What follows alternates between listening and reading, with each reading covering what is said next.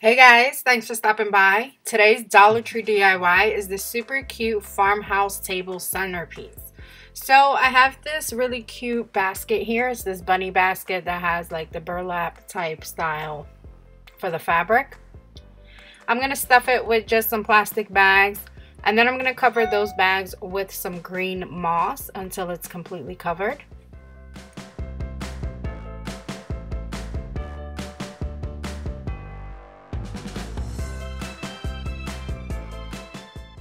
So here I just have these plastic Easter eggs. I painted with a chalk paint.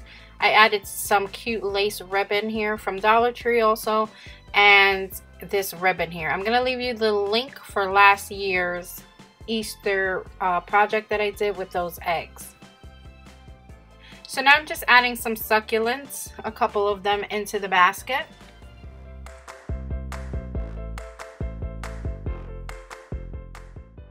So I'm just using these succulent picks from the Dollar Tree. Also, I have these treat bags from the Dollar Tree. I'm going to leave you last week's haul where I hauled all this stuff. What I'm sticking aside is the little planters from the succulents that I have left over from all the succulents that I have. I'm using 2 of those and placing the succulent into one of those planters on top and just an empty one underneath, and then tying it with the twine.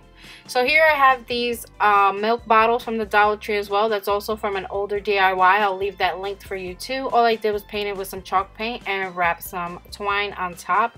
And now I'm adding these beautiful greenery flowers from Dollar Tree.